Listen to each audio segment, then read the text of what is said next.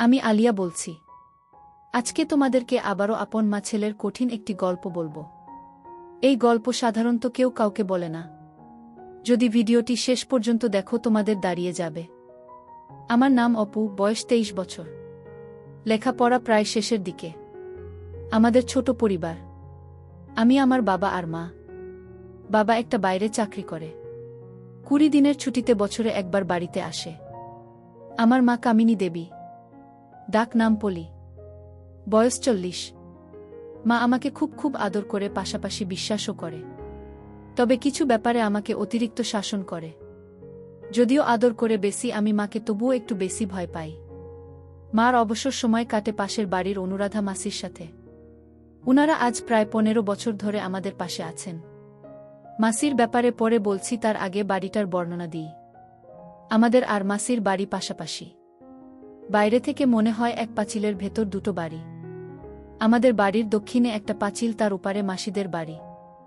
আমার ঘর একেবারে উত্তরে। আমার আর মার ঘরের মাঝে একটা ছোট ঘর। যদিও আমাদের বাইরে একটা কোলতলা আছে। রান্নাঘরও বাইরে। দুটো ঘরের 3 পাশে পাঁচিল আর মাঝে 4 এর একটা গলি, সামনে উঠোন। পাঁচিলগুলো মাটি থেকে 9 ফুট উঁচু। মাসিদের বাড়িটাও একই ধাঁচের। দু বাড়ির মধ্যবর্তী দেয়ালে একটা গেট আছে, যেটা দিয়ে আমরা একে অপরের বাড়িতে যাই। এবার মাসির কথাই আসি। আগেই বলেছি, উনার নাম অনুরাধা, মার সমবয়সী। উনার একটাই মেয়ে, যার বিয়ে হলো 1 বছর হলো, আর থাকে চেন্নাইতে স্বামীর সাথে। মেসো থাকে বাইরে। মাসি পুরো একা। সেজন্যই মার সাথে তার জমে ভালো। মাসি আমাকে মার মতো আদর করে, তবে আমি কখনই তাকে মা কিংবা মাসির চোখে দেখিনি।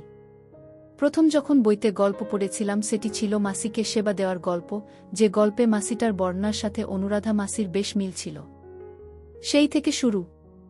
মাসিকে আমার কল্পনা এনে একটা জগৎ তৈরি করলাম। মায়ের প্রতি আমার কোনো অনুভূতি নেই। মাসির গলার আওয়াজ শুনলেই আমার বুক কাঁপতে থাকে। পরে ভাবলাম, হয়তো নিজের মা বলে তেমনটা ভাবতে পারি না, যেমনটা মাসিকে নিয়ে ভাবি। আমি অনেক দিন ধরে ভাবছিলাম, যদি মাসিকে একা পাওয়া যেত। সেই সুযোগ চলেও এলো। গত বছর মার্চের দিকে কলকাতা থেকে খবর এলো, আমার মার এক মাসতুতো দিদির মেয়ের বিয়ে। আমাদেরকে নেমন্তন্ন করা হলো।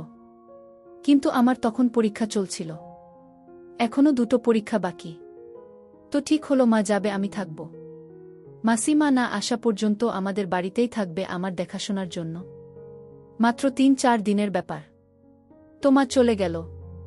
আর আমিও তৈরি হতে লাগলাম আমার উকি মারার মিশন কমপ্লিট করার জন্য। আমি আমার ডিজিটাল ক্যামেরাটা রেডি রাখলাম। প্রথম 2 দিন পরীক্ষার জন্য এত ব্যস্ত ছিলাম যে কোনো কাজ করার সুযোগ ছিল না। পরের দিন দুপুরে আমি খেয়ে দিয়ে মাসিকে বাইরে যাবার নাম করে বেরুলাম। মাসি মার ঘরে। একটু পর আমি আলতো করে গেট খুলে ঢুকলাম। তারপর আমার ঘরের উত্তর পাশের গলি দিয়ে ঢুকে বাড়ির পেছন গলি হয়ে দক্ষিণে মার ঘরের কাছে গেলাম। মার ঘরে 2টো জানালা। একটা দক্ষিণে, আরেকটা পশ্চিমে। আমি পশ্চিমের জানালার নিচে বসে আছি। জানালার পাশেই খাট। আমি আস্তে করে উকি দিয়ে দেখি মাসি খাটে পা ছড়িয়ে শুয়ে আছে। মাসি দেখলাম মোবাইলটা নিয়ে কাকে যেন ক্যাল করছে।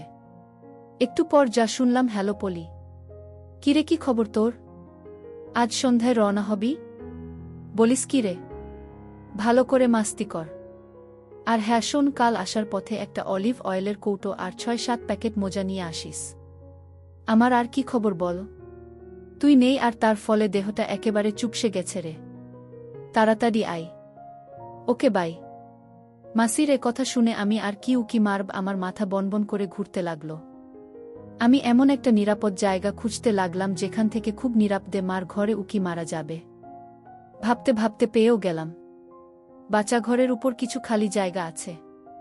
ওখানে উঠে হার্ডবোর্ড টেনে দিলে বাহির থেকে কেউ বুঝতেই পারবে না আমি এর ভেতর আছি। আর ভেন্টিলেটর দিয়ে মার ঘরটাও পুরো দেখতে পারব। পশ্চিমে আরেকটা ভেন্টিলেটর আছে, যেটা দিয়ে হালকা বাতাস পাওয়া যাবে। তবে গরমে বেশ কষ্ট করতে হবে। তা হোক, অন্তত আসল ঘটনাটা তো জানতে হবে। আমি এবার তৈরি হতে লাগলাম। মা আসুক, তারপর দেখি কি করা যায়। আর যদি বেশি রিস্কি হয় ব্যাপারটা, তাহলে গলির ওখান দিয়ে জানালা উকি দিতে হবে। আমি প্রস্তুত। মা আগের দিন সন্ধ্যা রওনা দিলেও পৌঁছল আজ দুপুরে। বাড়িতে ঢুকে আমাকে দেখে একটা হাসি দিল, তবে সেই হাসি দেখেই বুঝতে পারলাম যে মা আমার অনেক ক্লান্ত। মা তার ঘরে ঢুকলো, আমিও পেছন পেছন গেলাম।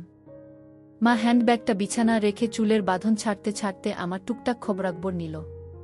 তারপর আমাকে বলল যে একটু মাসির সাথে দেখা করবে। এই বলে মাসির বাড়ির দিকে চলে গেল। আমি দৌড়ে গিয়ে বারান্দার দরজাটা লাগিয়ে মার ঘরে এসে হ্যান্ডব্যাগটা খুললাম। দেখলাম একটা ক্রিম, 6 প্যাকেট মোজা আর মার দরকারি কিছু জিনিস। এবার পাশের চেইনটা খুলতে আমি অবাক হয়ে গেলাম। আমার মাকে আমি আজ পর্যন্ত কখনো এই কাপড় না পরা অবস্থায় দেখিনি। আর উনি কিনা কলকাতা থেকে এসেছেন এটা না পরে? আমার মাথায় আরেকটা প্রশ্ন জাগল, বাসে যেখানে 4 ঘন্টা লাগে সেখানে এত দেরি হলো কেন? আমি ঠিক করলাম কোনো প্রশ্নও নয়, শুধু আড়াল থেকে দেখে যাব। আমি মার ব্যাগটা আগের মতো রেখে চলে এলাম। দুপুরে খেয়ে দেয়ে মা ঘুম দিল। আমার মার ঘুম খুবই গভীর, তাই আমি এই ফাঁকে আমার কাজ এগিয়ে নিতে চাইলাম।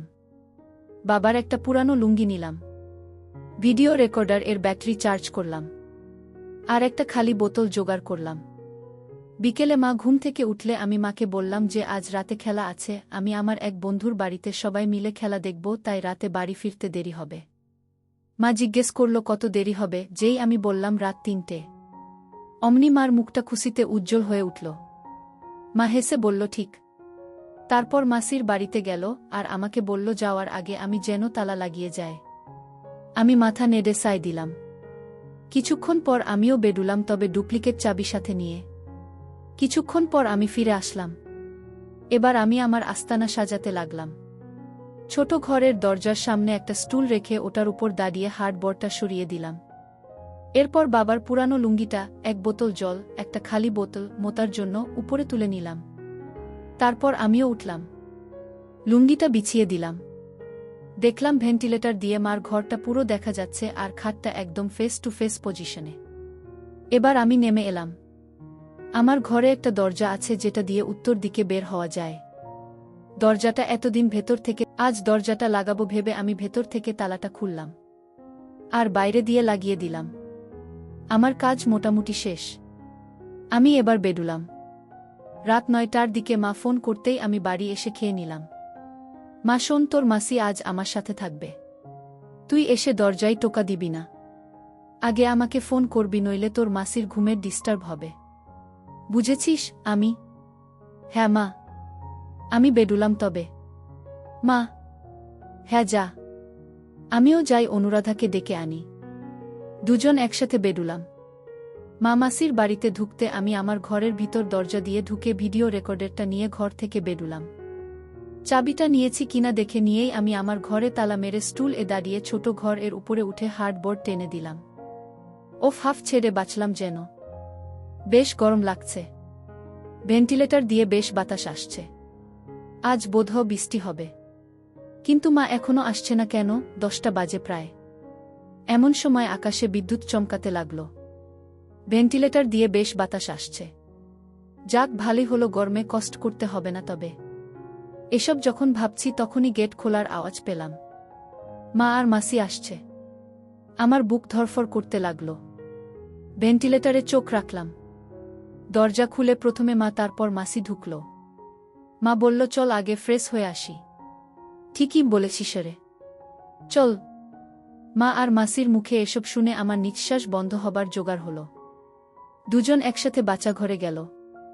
প্রায় মিনিট 5 পর দুজন বেডুলো এবং ঘরে ঢুকে দরজা লাগিয়ে দিল। মা আর মাসি ঘরে ঢুকে দুজন দুপাশের জানালাটা লাগিয়ে দিল। বাইরে বৃষ্টি হচ্ছে খুব। মা বিছানা থেকে চাদরটা নামিয়ে একটা পুরানো চাদর বিছিয়ে দিল।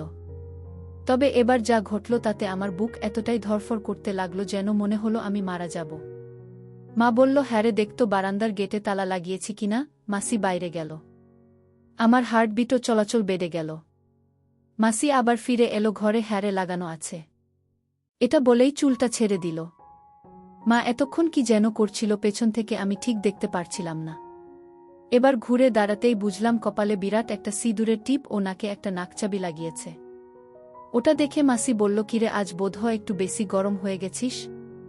ব্যাপারটা কি শুনি, বিছানায় যা আগে, তারপর বুঝবি ব্যাপারটা কি। মাসি এক মুহূর্তে একসেট হয়ে নিল। এ আমি স্বপ্ন দেখছি না তো? মাসি সোজা গিয়ে বিছানায় আছড়া হল। খাটে হেলান দিয়ে আমার দিকে তাকিয়ে আছে যেন। মাসি এবার মাকে হাঁক ছুডুল পলি, তোর হলো? এখনো কাপড় ছাড়িসনি তুই? আসছি বাবা, আসছি। মা বলল, আজ অপু বাড়িতে নেই। সবে বাজে 10টা, এখনো হাতে 5.5 ঘন্টা বাকি। এত তারা কিসের? যদি আমার চোখ ভুল না করে থাকে তবে এটুকু বলতে পারি, চুল ছেড়ে দেওয়ার সাথে সাথেই মাকে ঘাতক মুভির বিন্দু মাসির মতো লাগছে। আমি মার থেকে চোখ ফেরতে পারছি না। মা এবার মাসির পাশে গিয়ে শুল। মাসি। হ্যাঁ রে, এবার বল। মা, তুই তো জানিস আমার যে দিদির মেয়ের বিয়ে হলো, উনার একটাই ছেলে একটাই মেয়ে। তো মেয়ে এতদিন মুম্বাই ছিল, বিয়ের জন্য কলকাতায় এসেছে, আর ছেলেটা কলকাতাতে থাকে। এই ধর অপুর বয়সী। উনাদের বিরাট বাড়ি, বেশ পয়সাওয়ালা বুঝলি। আমকে তো বিয়ের অনুষ্ঠানের সব পোশাক উনারাই দিয়েছেন। এবার আসি আসল ঘটনায়। আমি যেদিন গেলাম তখনও তেমন আত্মীয় এসে পৌঁছায়নি। দিদি তো খুব খুশি। ওর ছেলেটা মানে জয় আমাকে দেখে আরও খুশি। ছেলেটার গড়ন ঠিক আমাদের অপুর মতন বুঝলি। তো ওখানে থাকতে গিয়ে একটা ব্যাপার খেয়াল করলাম, জয় প্রায় সারাক্ষণ আমার আশেপাশেই ঘুরঘুর করে। আমি অতটা গুরুত্বের সাথে দেখিনি ব্যাপারটা। তো এভাবেই চলছিল। ঠিক ওই দিন সন্ধ্যা হতেই অন্য আত্মীয়রা আসতে শুরু করল। দিদির যা ছিল 2 জন। তোকে কি বলবো, দুটোই আগুন। মাসি। কেন রে? মা। আর বলিসনে এসেই দেখলাম তার 2 জন দুটো জয়কে নিয়ে কোথায় যেন গেল। পরে জানতে পারি জয়ের কাছ থেকে ওরা তখন সেবা নিচ্ছিল। মাসি। কি বলিস তুই? মা, তবে আর বলছি কি? ওটা পরে বলবো, এবার শোন ঘটনা। বিয়ের দিন দিদি আমাকে নিজে সাজিয়ে দেয়। অনেকেই আমার দিকে আজ চোখে দেখছিল, এমনকি মহিলারাও আমার দিকে তাকাচ্ছিল। তো একসময় আমি মানিয়ে নিলাম। হঠাৎ দিদি এসে বলল, পলি দেখতো জয় কোথায়? ওকে পেলে বলবি আমি ডাকছি। আমি জয়কে খুঁজতে লাগলাম সারা বাড়ি, কোথাও না পেয়ে গেলাম ছাদে। ওকে যেই ডাকবো তখনই খেয়াল করলাম ও ফোনে কার সাথে যেন কথা বলছে। আমি ভাবলাম কথা শেষ হলেই ডাক দেব, তাই দাঁড়িয়ে রইলাম। হঠাৎ শুনি ও বলছে, হ্যারে কঠিন জিনিস। মার কেমন এক বোন হয়। হ্যারে আজ 2 দিন ধরে তো তাকে ভেবেই পানি ফেলছি। দেখা যাক কি হয়। বাই। এটুকু শুনেই আমি বুঝে ফেললাম ও কার কথা বলছে। আমি এমন একটা ভাব করলাম যেন এই মাত্র এসেছি, জয় তোকে দিদি ডাকছে। জয় কিছু না বলে আমার দিকে একবার তাকিয়ে চলে গেল। আমি একলা ছাদে দাঁড়িয়ে ওর কথাগুলো ভাবতে লাগলাম। মাসি। কি? মা, বলছি তো দাদা একটু জল খেয়ে নিই। মা জল খেয়ে আবার বলতে শুরু করল। আমি ভাবতে লাগলাম, তবে কি জয় আমাকে সেবা দিতে চায়? পাশাপাশি এও ভাবতে লাগলাম, স্বামী থাকে অনেক দূরে, বছরে কটা দিন আমার কপালে জোটে, তাও সেটা আমার জন্য যথেষ্ট নয়। অনেকেই তো অনেক কিছু করে বেড়ায়, কেউ জানে না বলে তারা সতী নারী হিসেবে পরিচিত হয়। তাহলে আমাকে যদি কেউ কাছে চায় তো আমি কেন সাড়া দেব না? আমারও তো একটা খিদে আছে। এটা চিন্তা করেই আমি সিদ্ধান্ত নিলাম যে জয়কে দিয়ে সেবা নিব, যেই ভাবা সেই কাজ। ততক্ষণে আমার ভেতর একটা খিদে জেগে উঠেছে। সেদিন পুরোটা সময় আমি জয়কে টিচ করেছি, ওর সামনে দুলিয়ে হেঁটেছি। আর পরের দিনগুলোতে তো বাগান দেখিয়ে দেখিয়ে ওর অবস্থা খারাপ করে দিয়েছি। তো পরদিন আমি বাড়ির উদ্দেশ্যে রওনা হব। দিদি কিছুতেই আমাকে একা ছাড়বে না, তাই বলল যে জয় আমার সাথে যাবে। তো এটা শুনে আমি একটু মজায় পেলাম। আমি বেশ ছেনালি একটা সাজ দিলাম। আমরা শেষ বিকেলে বের হলাম। বাস স্টপে গিয়ে জয় টিকিট নিল। পরে বাসে উঠে দেখি একদম পেছনের 2 জনের একটা সিট। আমি তো বুঝতে পেরেছি। আমি একটা ছেনাল হাসি দিয়ে বললাম, খুকিরে বেছে বেছে একেবারে পেছনের সিট নিলি যে? জয় বলল, পেছনে নাকি ঝামেলা কম। আমি একটা হাসি দিয়ে জানালার পাশে বসলাম। আমাদের সামনে এক জোড়া বুড়ো মহিলা আর বামে তাদের সাথের বুড়ো লোকটা ছিল। তো বাস ছেড়ে দেওয়ার কিছুক্ষণ পর এ পাশের বুড়টা ঘুমিয়ে পড়ল। আমি জানালা দিয়ে বাইরে দেখছিলাম, কিন্তু আর চোখে দেখি জয় চোখ দিয়ে গিলছে। আমি একটু নড়াচড়ার ভান করে শাড়িটা একটু টেনে নিলাম। এখন বাঁ দিকেরটা পুরোটাই দেখা যাচ্ছে। আর চোখে তাকিয়ে দেখি জয়ের ফুলে ফুলে উঠছে। হঠাৎ গাড়িটার গতি কমে আসলো একটা পেট্রোল পাম্পে ধুকল তেল নেয়ার জন্য। আমি বাস থেকে নামলাম বাচ্চাঘরে যাব বলে। তখন সন্ধে প্রায়। মা বলতে লাগলো বাসটা পাম্পে থামতেই আমি বাস থেকে নেমে পাম্পের বাচ্চাঘরে গেলাম। ফ্রেশ হওয়ার পর যেই বেরুব তখনই আমার মাঝে ছেনালি কাজ করল। উচটা খুললাম, তারপর সেটা হ্যান্ড ব্যাগে রেখে দিলাম। মাসি। কিন্তু কেন? মা। আরে দেখানোর জন্য। এরপর আমি আবার ফিরে এলাম বাসে। সিট এ বসার আগে শাড়িটা এমনভাবে গোছালাম যাতে দেখা যায় আমি বসতেই দেখি দু চোখে গিলছে। আমি না দেখার ভান করে বসে রইলাম।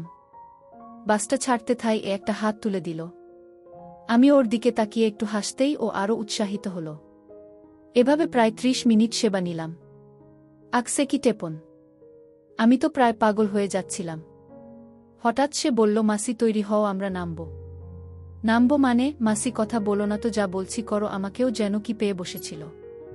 আমি নিজেকে গুছিয়ে নামার প্রস্তুতি নিলাম। কোথায় নামছি, কেন নামছি কিচ্ছু জানি না। বাসটা একটা ছোট টাউন এসে থামল। আমরা নেমে পড়লাম। আমি ওকে জিজ্ঞেস করলাম আমরা কোথায় যাব আর বাস থেকে নামলামই বা কেন। ও বলে কিনা আমরা বাস এর ভেতর যে টেস্ট ম্যাচ শুরু করেছিলাম সেটার তো দ্বিতীয় ফরম্যাট খেলতে নেমেছি। আমি অন্যদিকে মুখ ফিরিয়ে হেসে দিলাম। এবার আমরা বড় রাস্তা পার হয়ে একটা ছোট রাস্তা ধরে এগোতে থাকলাম। কিছুক্ষণ হাঁটার পরে একটা রেল স্টেশন দেখতে পেলাম। স্টেশনটার উল্টো দিকে একটা পাঁচিলে ঘেরা বাড়ি। জয় একটু দূরে গিয়ে কাকে যেন ফোন করল, আর কিছুক্ষণের ভেতর একজন ৪৪ বছর বয়সের মহিলা দরজা খুলে আমাদের ভেতরে নিয়ে গেল। বাড়িটিতে আমরা ছাড়া আর কেউ নেই। আমি জয়কে বাড়িটা কার জিজ্ঞেস করতেই ও শুধু বলল, অত জেনে লাভ নেই। আমরা বিরাট একটা ঘরে ঢুকলাম, যার সাথে এটা ছোট ঘরও আছে। ঘরে ঢুকে দরজা লাগিয়ে দিল, তার আগে ওই মহিলাটিকে কি যেন বলল। এরপর ও ছোট ঘরে গিয়ে ফ্রেশ হয়ে এলো। আমিও ফ্রেশ হয়ে বেরিয়ে এলাম। ও আমাকে রেখে কিছুক্ষণের জন্য বাইরে গেল, আর আমিও এই সময়টা কাজে লাগলাম। মাসি কিভাবে বলো না রে? মা বলছি বাবা। আমি হ্যান্ডব্যাগ থেকে লিপস্টিক বের করে গাঢ় করে লাল লিপস্টিক আর চোখে একটু কাজল দিয়ে নিলাম। ঘরে একটা আয়না ছিল, ওটাতে দেখে নিজেকে বেশ সুন্দরী মনে হলো। তাও ভাবলাম কিছু একটা বাদ পড়েছে। আমি তখন আমার বাগ খুলে একটা নাকচাবি বের করলাম। এই যে দেখছিস নাকচাবিটা, এটাই। ওটা নাকে দিয়ে আবার আয়নায় দাঁড়াতেই নিজেকে আরও মায়াবী মনে হলো। ঘড়িতে তখন রাত ৯টা। একটু পরেই দরজায় টোকা পড়ল। আমি দরজা খুলতে ও আমার দিকে হা করে তাকিয়ে রইল। আমি কোমরে ২ হাত রেখে একটু বেঁকিয়ে দাঁড়ালাম আর ওকে বললাম, কিরে ভেতরে আসবি না? ও কোনোমতে ঘরে ঢুকল। আমি দরজাটা লাগিয়ে ওর দিকে ঘুরতেই দেখি ও আমার দিকেই তাকিয়ে আছে। আমি খুব অবাক হচ্ছিলাম যে ছেলে বাসে এতক্ষণ ধরে আমাকে সেবা দিল, অথচ সেই এখন ভেবদা মেরে দাঁড়িয়ে আছে। আমি ওকে বিছানায় ধাক্কা দিয়ে বিছানায় ফেলে দিই। আমার দিকে এক দৃষ্টিতে চেয়ে রইল। আমি ওকে জিজ্ঞেস করলাম, কিরে অমন করে কি দেখছিস? মাসি তুমি না অনেক অনেক সুন্দরী, তাই না কি? তা কবে থেকে? তুমি যেদিন আমাদের বাড়িতে এলে সেদিন থেকেই তুমি আমার রানী হয়ে গেছ। তাছাড়া কি? তাছাড়া আজ তুমি যে সাজ দিয়েছ তাতে তোমাকে সুপার ডুপার লাগছে। তাই বুঝি? হ্যাঁ গো তাই। হারে এটা কার বাড়ি রে? এ বাড়ি থেকে বের করে দেবে না তো? একদম না। কি যে বলো না। বের করবে কেন? না মানে অচেনা বাড়ি। এই মহিলাটাই বা কে? এটি ওই মহিলারই বাড়ি। উনি আমার ছোট কাকিমার মাস্তুতো দিদি। আসলে এটা একটা সেবালয়। কি? হ্যাঁ গো হ্যাঁ, উনি এখানে দালালি করেন। এই ঘরটা হচ্ছে এ বাড়ির সবচেয়ে এক্সক্লুসিভ। শেষ পর্যন্ত তুই আমাকে সেবালয় নিয়ে এলি, তা তুমি এই আস্তানাটা চিনলে কি করে? বারে ছোট কাকিমাকে নিয়ে এখানে কত এসেছি। মানে আর কি? কাকিমাকে এখানে এনে সেবা দিয়েছি। তুই তোর কাকিমাকেও? হ্যাঁ, শুধু ছোট কাকিমাকেই নয়, মেজ কাকিমাকেও। এ ঘরে দুজনকে একসাথেও সেবা দিয়েছি। ওই যে মাসিটাকে দেখলে দুয়ার খুলল, ওকেও। এমনকি বিয়ের দিনগুলোতে যে কয়টা দিন কাকিমারা আমাদের বাড়িতে ছিল প্রতিদিনই সেবা দিয়েছি। ওরে দুষ্টু বলিস কি? দিদি টের পেলে কি হতো বলতো? কি আর হতো? কিছুই হতো না। দিদি জানলে কেটে রেখে দিত। তাই না কি? আরে কেটে ফেললে আমার মা কাকে দিয়ে সেবা নিত? মানে বোঝনি? মনে হলো তোমার দিদি মানে আমার মা আমার কাছ থেকে সেবা নেয়। মানে তুই তোর মাকে সেবা দিস? হ্যাঁ, মা তো আমাকে এসব শিখিয়েছে। কাকিমাদের ব্যবস্থাও মা করে দিয়েছে। আর আজ যে তোমাকে নিয়ে এখানে এসেছি এগুলোর ব্যবস্থাও মা করে দিয়েছে। কাকিমারাও জানে যে আমি তোমাকে সেবা দিতে চাই। বিয়ের অনুষ্ঠানে ওরা তোমাকে দেখেছে। অবশ্য ওরা তোমায় দেখে হিংসায় মরে যাচ্ছিল। কেন রে? কেন আবার? তোমার কাছে ওরা যে কিছুই না। আমি ভাবতেও পারছি না দিদি। দাদাও তোমাকে একটা জিনিস দেখাচ্ছি, এটা বলে ও ওর মোবাইল হাতে কি যেন করছিল। তারপর আমার হাতে দিল, দেখলাম ভিডিওতে দিদি। আমি লজ্জায় দিদির দিকে তাকাতে পারছিলাম না। আমি জয়কে বললাম একটু বাইরে যেতে। ও বাইরে যেতেই আমি দিদির সাথে কথা বলা শুরু করলাম। দিদি ভিডিওতে এটা কি পড়েছ? কেন রে? খারাপ লাগছে? আমি তো একসেট থাকি রাতে। আজ জয় নেই তাই ঢেকে রেখেছি। নইলে মাছি বসে এটো করে দেবে যে। হ্যারে কেমন লাগছে, যাও তুমি না একটা জিনিস। নিজের ছেলেকে দিয়ে বারে খিদে কমাতে হবে না, তাই বলে ছেলেকে দিয়ে দেখপলি মেয়েদের সেবা দরকার। সেটা কার কাছ থেকে নিলি তা দেখার দরকার কি? খিদে মিটলেই হলো। তাছাড়া সুখেই তো আছি। আজ থেকে তুইও বুঝবি কি মজা। তুমি কবে এ ব্যবস্থা করলে বলতো? তুই যেদিন এলি সেদিন থেকেই ও আমাকে বলছিল মা মাসিকে সেবা দিব, মাসিকে লাগাবো, তুমি ব্যবস্থা করো, নইলে তোমাকে আমি ছোব না। আমার একমাত্র ছেলে একটা আবদার করেছে আর আমি তা রাখব না? তাছাড়া ও যদি আমাকে সেবা দেওয়া বন্ধ করে দেয় তাহলে তো আরও বিপদ। তাই ওকে বলে দিলাম যা যেভাবেই হোক ব্যবস্থা করব। কিন্তু বিয়ের ঝামেলায় তা আর হয়ে ওঠেনি। ওদিকে আমার যা দুটো কোথায় একটু হেল্প করবে তা না, সারাদিন জয়কে গিলেছে। শেষমেশ ছোটর সাথে কথা বলে ওর বোনের বাড়িটা ঠিক করলাম। তুমি না একটা জিনিস, আর তুই কি?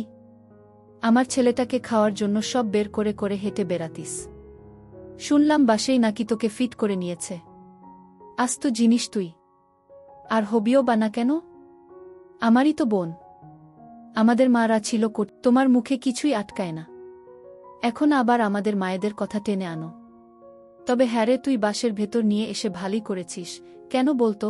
যদিও আমার ধারণা ছিল তুই সেবা নিতে রাজি হবি, তাও যদি রাজি না হতিস তাহলে তোকে আমি ফোন করেই বাড়িতে আনিয়ে জোরপূর্বক সেবা নেওয়াতাম। দিদি, তুমি পারো না এমন কিছু নেই। হয়েছে হয়েছে, এবার আমার ছেলেটাকে নিয়ে শুরু কর দেখি। কাজটাজ শেষ করে সেখানে রয়ে গেলাম। সকালে নাস্তা করে দুজন বেরিয়ে পড়লাম। স্টেশনে গিয়ে ট্রেন এ উঠলাম। ও আগেই একটা কামরা রিজার্ভ করে রেখেছিল। টিকিট চেক হয়ে যাওয়ার পর ও দরজা লাগিয়ে আমাকে সেবা দিতে চাইল, কিন্তু ট্রেন এর ভেতর সাহস হচ্ছিল না বলে আমি ওকে দিইনি। আমাকে স্টেশন এ নামিয়ে দিয়েই ও ফিরতি ট্রেন এ চলে গেল। আমি আসার পথে মোজা কিনে নিলাম। এই হলো আমার ঘটনা।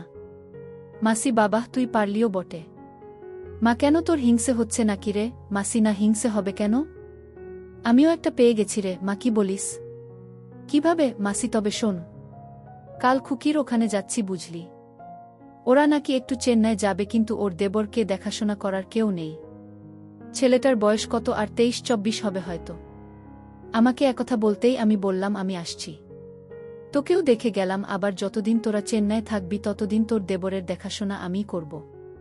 খুকি তো মহা খুশি। আমিও খুশি, কারণ এই ফাঁকে আমিও ততদিন বেশ সেবা নেব। মা, কি বলিস তুই? তা ছেলেটাকে বাগে আনলি কবে? মাসি, বারে গতবার ইশারা ইঙ্গিতে অনেক কিছুই বুঝিয়েছিলাম। আজ প্রায় কয়েকদিন হলো ভিডিও ক্যাল এ বাগান দেখিয়েছি। এখন শুধু আসল কাজটাই বাকি।